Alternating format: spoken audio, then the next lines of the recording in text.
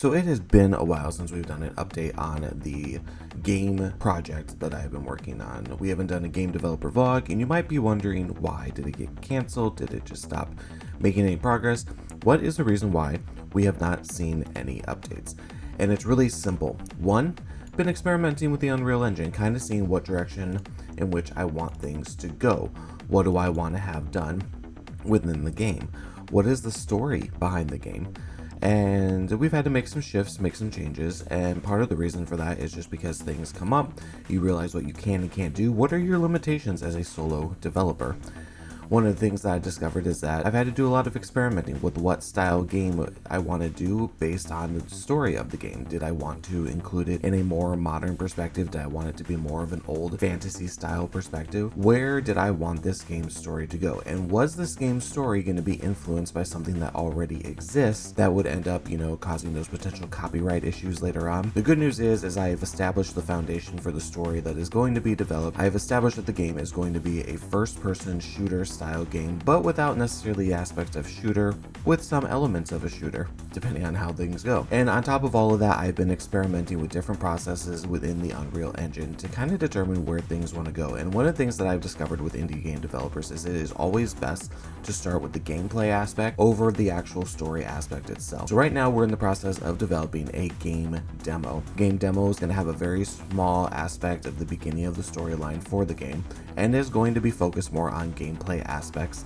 that will build the foundation of the game overall. So why are we building this demo? For a couple reasons. One, it gives us the opportunity to present the demo to you guys to see if it's something that you're interested in and get your input as the potential player base and audience for the final game. We want to get your guys' input. And so another reason why we want to build this game demo is to get a foundation for when we're ready to go with an early access build, giving you the opportunity to truly give your input, give us your ideas, kind of determine what direction the game should go in as far as gameplay dynamics go. Now, this will also open up the opportunity to potentially get some funding, whether it's through publishers, something like the Epic Games grant, whatever it is.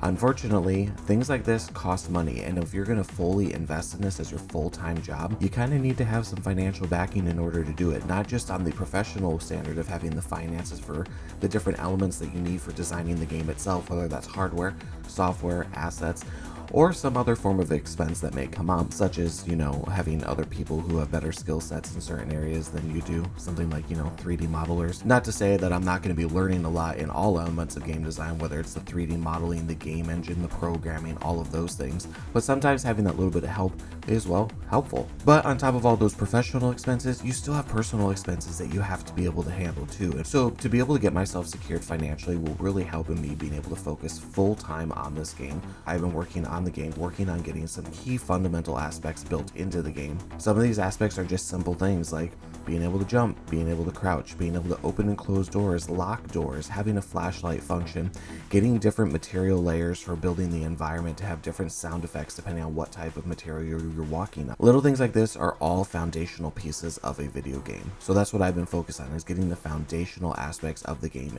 produced, so that way we can really start to work on the story developmental aspects of the game as well. Some things I have had some issues with along the way, like trying to introduce the meta-human aspect as the player character into the game. Not only was it causing issues where every part of the body was moving except for the feet as far as animations of walking goes, but it was also causing some bug and glitch issues in implementing other aspects of the story. So again, it's important to focus on the gameplay aspect first.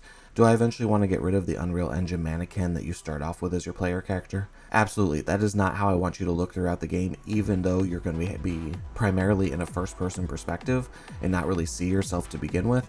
I just don't want that to be how it's built, especially because if we want to introduce stuff like water reflection or mirrors, you don't need to be looking like the mannequin from the Unreal Engine 5.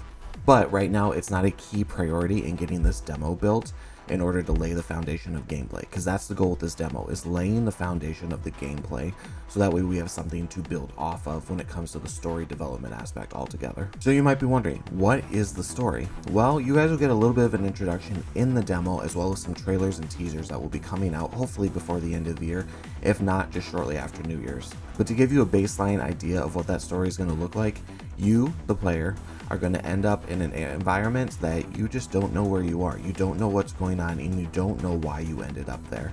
And the thing is that Nobody else in this environment, so none of the NPCs, know why they're there either. They don't know how they ended up there, and there seems to be no escape. So you're trying to figure out as a player, what's going on? Why are you there? How can you get out of there? What is the foundation? What is the history and story behind this place? Where even is this place? Nobody's ever heard. Obviously, there's going to be a lot more to the overall story. Trust me, we're not going to keep it bland and boring like that.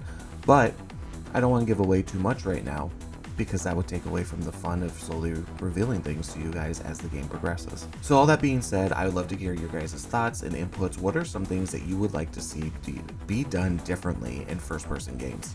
What are things that seem to always be way too repetitive and need something to change? I'd love to hear you guys' thoughts and ideas. You guys, please feel free to comment in the comments below this video, and even reach out. You can join our Discord for the studio page, which you also can find the link in the description for. Join us, come talk to us, come give us your questions, your ideas there too. We monitor it on a regular basis, and by we I mean me, because for the most part this is all a solo team. Sure, I get input and ideas and suggestions from, close friends and even my brother, but overall this is 100% me. Thank you guys for watching. Like I said, leave your comments down below, join our Discord page, and I look forward to seeing you guys in the next one.